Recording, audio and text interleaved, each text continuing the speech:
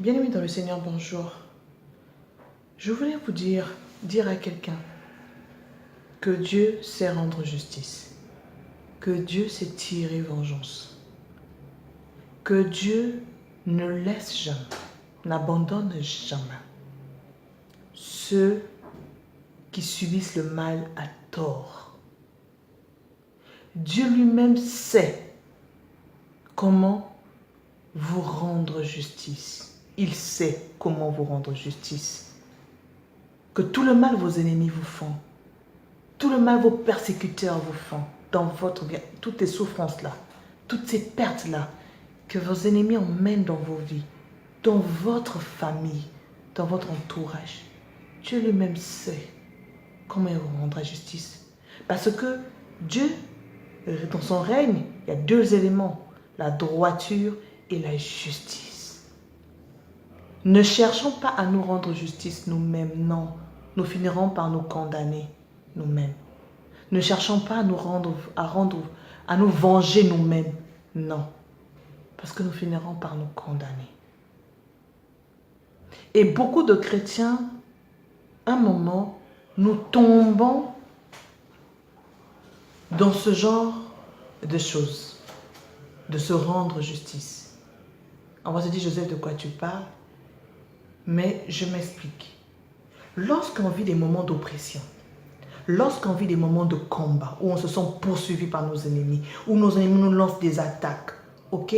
Où les ennemis nous mettent des pièges dans nos vies, il y a un type de prière que nous élevons souvent, pendant les moments d'intercession que nous avons. Les retours à l'envoyeur. Hein? Est-ce que quelqu'un me suit? Qu'est-ce que tu comprends? Dans nos prières, lorsque nous intercédons pour dire, Seigneur, regarde comment mes ennemis me combattent. Regarde comment mes ennemis me poursuivent. Regarde ce qu'ils sont en train de faire. Ils veulent ma perte. Ils veulent ma mort. Seigneur, ils veulent que je fasse un accident. Voilà, Seigneur. Et tu fais maintenant retour à l'envoyeur. Tu commences à dire, Seigneur, que les flèches qui m'envoient là, Seigneur, je dis retour à l'envoyeur ces flèches-là. Que ça aille vers eux-mêmes. Ça retourne vers eux. Que ça les perd, Seigneur. Que les filets qu'ils ont mis sur ma route, les pièges qu'ils ont mis sur ma route, qu'ils tombent eux-mêmes dans ses propres pièges et qu'ils meurent. Seigneur, que la maladie qui m'envoie, eux-mêmes, que ça retombe sur eux. Le feu qui m'envoie, que ce feu-là, je renvoie ce feu vers eux-mêmes, que ce feu les détruise, que ce feu les fasse périr. Voilà les prières que nous faisons. Nous, les chrétiens en général, lorsque nous sommes dans des périodes de combat, lorsque nous sommes combattus, poursuivis par nos ennemis. Dans ces prières, on appelle les retours à l'envoyeur. Donc, on renvoie à nos ennemis ce qui nous envoie. Mais les amis, moi-même qui vous parle, il y a encore quelques semaines, je faisais ce genre de prière. J'en faisais. Et il a fallu, il y a quelques semaines, il y a quelques jours surtout, que Dieu me dise, Joseph, c'est pas bon ce genre de prière. Ce n'est pas bon. Je suis sûre que nombreux qui écoutent cette vidéo, vous allez réagir comment? Vous dire, mais Joseph, si tu dis c'est pas bon, comment? Alors que c'est biblique. Effectivement, c'est biblique. La personne par excellence qui faisait ce genre de prière, c'est David. David était champion de ce genre de prière de retour à l'envoyeur. Ok? Lorsque nous lisons le psaume 18, prenons les versets 38 à 43. Qu'est-ce que Paul dit? Plutôt, qu'est-ce que David dit? Je poursuis mes ennemis et je les anéantis. Il ne s'arrête pas là. Il dit, j'extermine tous ceux qui me haïssent. Voilà ce que dit David. Psaume 18. Lisons à partir du verset 38 au verset 43. Et il dit, je les broie donc. Il broie ses ennemis comme de la poussière. Prenons Psaume 35, du 4e verset au 8e verset. Surtout le 8e, il dit quoi? Que la ruine les atteigne, donc que la ruine atteigne ses ennemis. Que la ruine les atteigne à l'improviste. Qu'ils soient pris dans leur propre filet qu'ils ont tendu contre moi. Et David dit qu'ils y tombent et qu'ils périssent. Lisons encore le Psaume 58, 7 à 11. Voilà ce que dit David en résumé. Brise les dents, donc brise les dents de ses ennemis. Dis à Dieu, Seigneur, brise leurs dents. Qu'ils périssent en se fondant. Et au verset 11, il dit, le juste sera dans la joie à la vue de la vengeance et il baignera ses pieds dans le sang des méchants. Excusez-moi un moment quand j'ai lu tous ces versets, quand le Seigneur m'a fait relire tous ces versets. Excusez-moi, j'ai eu la chair de poule. Je me suis sentie mal. Parce que quand vous relisez ces versets que je viens de vous dire, le psaume 18, 38 à 43, Le psaume 35, de 4 à 8. Le psaume 58, de 7 à 11. Vous voyez comment David dit que je vais exterminer ceux qui me haïssent. Ça veut dire que je vais les tuer, finir avec eux. Je vais les broyer comme la poussière. Je les poursuis, je les anéantis. Et il dit que même le juste sera dans la joie parce que ses pieds vont baigner dans le sang de ces méchants. Oh. Les amis, c'est trop fort. Vous voyez comment David faisait des prières de retour à l'envoyeur. Hein? Et on a vu dans le psaume 35, 4 à 8, comment David dit dans sa prière que ils vont tomber dans les filets qu'ils m'ont tendus et ils vont y périr. Dieu m'a dit, c'est pas bon. Vous avez me dit, donc finalement, Joseph, donc les prières que faisait David, donc c'est pas bon. Donc si Dieu a dit, c'est pas bon, donc ça veut dire que c'est quoi? Donc même les prières de David n'étaient pas bonnes, donc ça veut dire que c'est pas biblique. Non, j'ai pas dit que c'est pas biblique. C'est pas bon, pourquoi? David est dans l'Ancien Testament, d'accord? Dans l'Ancien Testament, c'est œil pour œil, dent pour dent, d'accord? Dans l'Ancien Testament, David, n'oublions pas une chose, à chaque chapitre qu'écrit David, que nous lisons dans les psaumes, correspond une attitude de David, correspond un personnage qu'il exprime de lui. Il y a des psaumes, vous voyez, c'est le David qui s'exprime en tant que roi. Il y a des psaumes que vous lisez de David qui s'exprime en tant qu'adorateur, passionné de l'adoration. Mais quand vous lisez ces psaumes que nous venons de lire, 18, 50, 58 et 35, vous sentez le côté guerrier de David. N'oublions pas que David était un guerrier. Il était un chef des armées. Le côté sanguinaire de David en tant que guerrier. C'est vrai qu'un chrétien même qui est militaire, ça ne le dérangerait pas, on dit que baigne dans le sang de ses ennemis parce qu'il est dans son métier, il est confronté à ça. Donc David, dans ce côté guerrier-là, voilà pourquoi il avait ce côté, toujours de dire que je rattrape, je poursuis mes ennemis, je les anéantis, je les extermine, ceux qui me haïssent. Des mots comme ça, ils avaient ça parce que, non seulement il passait des épreuves difficiles, mais c'est ce côté guerrier qu'il était, qui ressortait. De la même manière, il y a des psaumes où vous lisez de David qui dit « Pourquoi t'as battu mon âme? Pourquoi tu gémis au-dedans de moi, mon âme ?» Là, c'est le côté doux qu'on reconnaissait de retrouver de David. Mais il y a des chapitres, quand on lit, on reconnaît le côté roi. Là, c'est le roi qui s'exprime, David en tant que roi. Là, c'est David en tant que passionné d'adoration qui s'exprime. Là, c'est le David en tant que guerrier qui s'exprime. D'accord? D'où ce côté violent-là. Que Dieu n'apprécie pas. Que Dieu ne veut pas que nous, les chrétiens d'aujourd'hui, nous faisons ces genres de prières, des retours à l'envoyeur, car ça n'honore pas Dieu, ça ne nous honore pas nous-mêmes, parce que ça nous condamne nous-mêmes. Hein? Toi, nous sommes en train de prier, toi et moi, en tant que chrétien ou en tant qu'homme en général ou femme en général. Nous disons, Seigneur, regarde ce que me font mes ennemis. Voilà, ils en veulent à ma vie. Seigneur, ils veulent me tuer. Seigneur, ils veulent que mon foyer soit en perte. Seigneur, ils veulent m'exterminer. Seigneur, et quand Dieu me retourne, tu dis, Seigneur, les flèches sont en train de m'envoyer là pour me tuer. Que ces flèches repartent quand même, que ça les pèse, que ça les tue. Mais toi, si tu es en train finalement de faire comme font tes ennemis, tu es en train de chercher maintenant la mort aussi de tes ennemis. Ok? Quand tu dis, Seigneur, le feu qui m'envoie, je renvoie le feu dans son camp, le camp de mes ennemis, que ce feu les brûle, les détruise. Toi aussi, tu es en train maintenant de chercher aussi maintenant la mort, la destruction de tes ennemis. Tu pries à Dieu pour qu'il te rende justice. Pour que Dieu te rende justice parce que tes ennemis sont en train de vouloir ta destruction. Et toi, tu fais retour à l'envoyeur. Mais toi aussi, tu es en train de vouloir la destruction aussi de tes ennemis en faisant le retour à l'envoyeur dans tes prières. Et toi, ça va te condamner. C'est la même loi que Dieu va utiliser parce que Dieu est juste et droit. La même loi que tu veux que Dieu condamne tes ennemis parce qu'ils sont en train de chercher ta destruction. Et toi, tu es en train de faire le retour à l'envers, eux aussi. Le feu là, je retourne ça contre eux pour qu'ils soient détruits. Mais cette même loi que Dieu va utiliser pour condamner, pour rendre justice à tes ennemis, mais Dieu aussi va l'utiliser contre toi-même. Tu t'auto-condamnes. En fait, tu tentes de te rendre justice à toi-même, tu tentes de te venger toi-même. Non, ce n'est pas de Dieu. Regardez Jésus. Lorsqu'il vient, le Nouveau Testament, Dieu nous emmène dans le Nouveau Testament. On est aujourd'hui dans l'ère de la grâce. Jésus nous dit quoi? Dans la prière du Seigneur, il nous apprend à prier en disant que, on dit Seigneur, pardonne. Matthieu 6, on nous dit Seigneur, pardonne nos fautes, nos offenses, comme nous pardonnons aussi à ceux qui nous ont offensés. C'est pas facile. Mais tu veux que Dieu te pardonne, Dieu veut aussi que tu pardonnes ceux qui t'offensent, ceux qui te font du mal, ceux qui te causent du tort, ceux qui en veulent à ta vie. Hein? Ceux qui font des mauvaises sémences dans ta vie. Dieu veut que tu les pardonnes. Si tu veux que Dieu te rende justice, il faut que toi, tu continues à garder le bien de ton côté. Il faut que tu continues à agir bien, juste envers ceux qui te font du mal. ceux qui sont tes ennemis, ceux qui te persécutent. Est-ce qu'on se comprend? Regardez Étienne dans Actes chapitre 5, chapitre 7 plutôt, à partir du verset 50, si j'ai bonne mémoire. Lorsque on entend de le lapider, même en présence de Paul à l'époque, c'était Saul de Tarse avant qu'il ne soit converti. Le lapider parce qu'il est en train de proclamer le nom de Dieu. On l'a lapidé. Et pendant qu'on le lapide, voilà la prière qui dit, Seigneur, ne leur impute pas ce péché. Ne vois pas leur péché, pardonne-leur.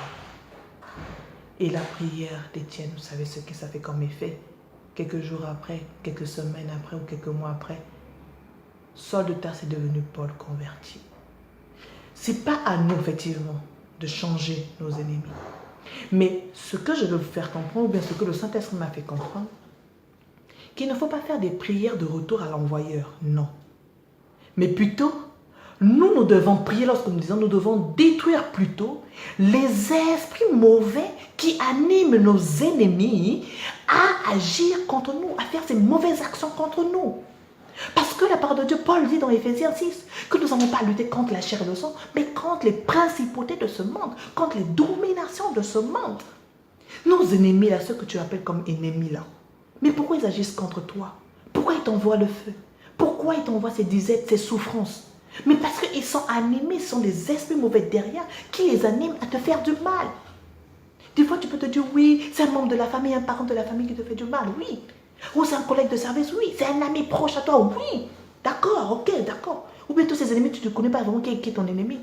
Mais ce sont des gens aussi qui sont animés par des mauvais esprits. Ce sont ces mauvais esprits-là qui les poussent à faire ce genre d'action contre toi. À emmener le mal dans ta vie. À emmener les persécutions dans ta vie. Alors ce que nous devons faire, c'est de détruire ces esprits-là. Dans notre retour à l'envers, nous devons le faire contre ces esprits mauvais qui les animent. En disant, Seigneur, je détruis les esprits mauvais. Je détruis les pensées négatives. Là. Je détruis, Seigneur, ces principautés, ces totems, ces pactes qu'ils ont faits avec le monde des ténèbres, ces esprits du monde des ténèbres qui les poussent à faire ce genre d'action contre moi. Emmener la méchanceté dans ma vie. On détruit ces esprits mauvais. Dans nos retours à l'envoyeur, c'est vers les esprits mauvais qui les animent à mal agir contre nous. Ok? On détruit. Et deuxième étape, nous, notre retour à l'envoyeur, c'est que nous détruisons les œuvres que nos ennemis ont fait contre nous. Parce qu'il y a des œuvres qu'ils ont souvent fait qui commencent déjà à prendre forme ou à naître, à commencer à nous embêter, alors nous détruisons ces sémences-là. Si c'est mauvaises sémences qu'ils ont déjà plantées dans nos vies, nous détruisons ces sémences-là. Si c'est de mauvais liens, nous détruisons déjà ces mauvais liens-là. Ces actions qu'ils ont déjà menées, nous détruisons toutes ces actions-là. Et nous détruisons bien évidemment les mauvais esprits qui les animent. Ces mauvais esprits qui les poussent à mal agir contre nous. Ok? C'est ce que nous faisons. Mais ne nous renvoyons pas à nos ennemis, non. Là, nous nous condamnons nous-mêmes aussi. Là, nous commençons aussi à nous comporter comme nos ennemis. Ok? Ce que nous sommes en train de reprocher à nos ennemis qui emmènent le mal en nous, qui veulent nous tuer, qui veulent notre perte, qui veulent nos maladies. Quand on fait un retour à l'envoyeur, nous sommes en train de désirer la même chose aussi, nous devons faire la même chose que nos ennemis. Est-ce que vous me suivez? Est-ce que vous me comprenez? D'accord? Ok? Voilà donc ce que je tenais à nous dire. Et regardez, dans l'Ancien Testament, quand on prenait le lépreux, on le mettait de côté. Quand tu avais de la lèpre, on te mettait de côté. Mais Jésus, il vient, il ne met pas de côté, il purifie. Il a purifié les lépreux afin que le lépreux soit sauvé. Les prostituées, on les lapidait dans l'Ancien Testament pour revenir au cas de David.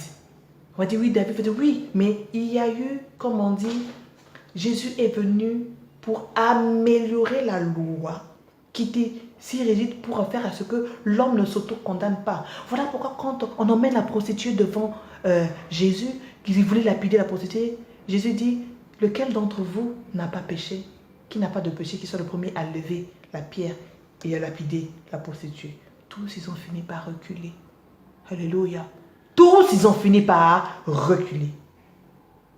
Et Jésus a dit à la prostituée, lève-toi et pars et ne pêche plus.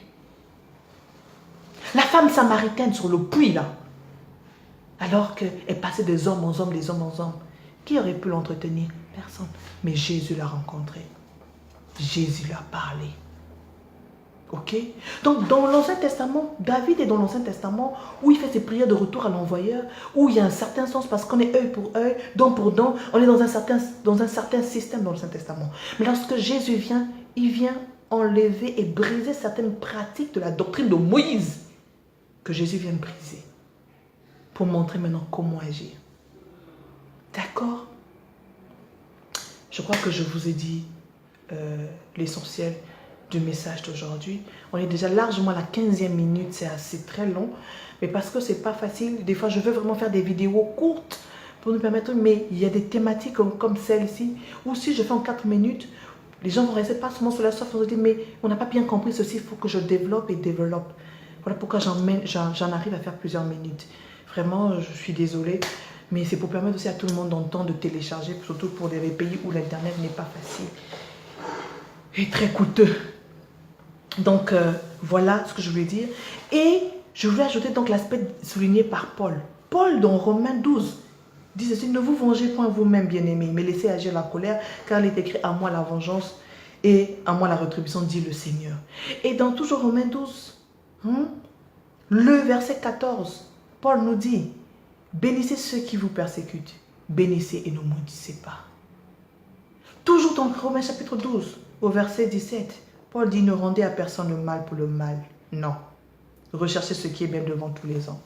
Au verset 20, il dit, mais si ton ennemi a faim, donne-lui à manger. S'il a soif, donne-lui à boire. Car en agissant ainsi, ce sont des charbons ardents que tu amasseras sur sa tête.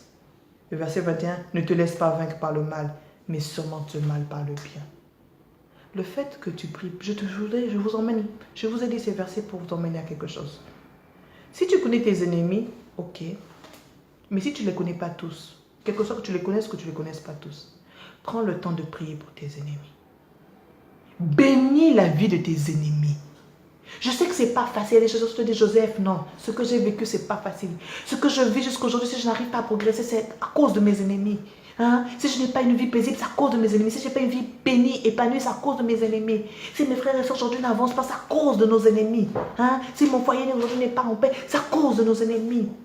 D'accord? Si au boulot je bosse, c'est à cause de mes ennemis au boulot. Ou de mes amis, des amis. C'est à cause de mes ennemis. Si aujourd'hui je vis ce que je subis, si mes enfants n'avancent pas, c'est à cause de mes ennemis. Je sais, c'est pas facile. Je sais que c'est pas facile. Il n'y a que la colère qui peut monter dans nos cœurs. La vengeance qui peut monter dans nos cœurs. C'est vrai, c'est pas facile. Mais s'il te plaît, toi qui me suis, qui es concerné par cela, qui vit des moments difficiles à cause de tes ennemis, s'il te plaît, qui a vécu des pertes à cause de tes ennemis, dis au Seigneur, prie pour tes ennemis, bénis tes ennemis, bénis-les, quel que soit le lien que vous avez, quel que soit le milieu où ils se trouvent, bénis tes ennemis. Dis Seigneur, je veux bénir mes ennemis aujourd'hui. C'est vrai que j'ai souffert, mais je veux les bénir aujourd'hui. Seigneur, je veux que tu les bénisses. Et qu'en les bénissant, Seigneur, que tu les délies de tous ces esprits-là, mauvais, ténébreux, qui les poussent à agir comme ça dans ma vie, agir en mal dans ma vie. Seigneur, délivre-les de cela. Continue, prie pour tes ennemis, pardonne-les, pardonne-les, pardonne-les. S'il te plaît, prends le temps de les pardonner, même si tu ne les connais pas. Si tu es juste en général pour mes ennemis, pardonne-les. Et Dieu qui sait rendre justice, Dieu qui sait tirer vengeance, Dieu qui est un homme droit et juste, saura te rendre justice comme il le faut, même au-delà de tes attentes. Regarde à Jésus.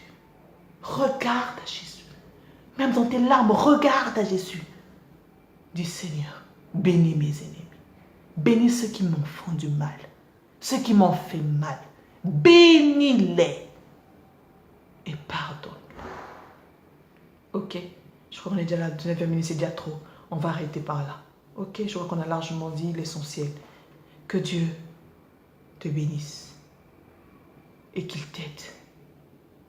Qu'il t'aide à bénir tes ennemis, à les pardonner, à prier pour eux. Alléluia. Amen.